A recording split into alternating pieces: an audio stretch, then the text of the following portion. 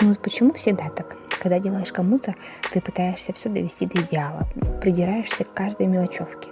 А когда делаешь себе, всегда делаешь от балды. И так сойдет. А потом расстраиваешься из-за результата. Так произошло и с этим светильником.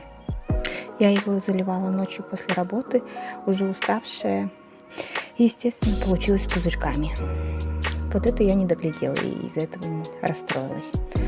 И еще мне не понравился цвет самого огня. Я очень обожаю смотреть на огонь.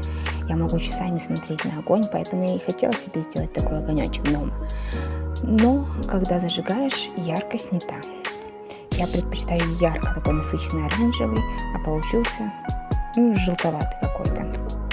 Конечно, это был всего лишь прототип, но я даже из-за таких мелочей расстраиваюсь. Люблю, когда сразу все идеально. А как вам такой светильник?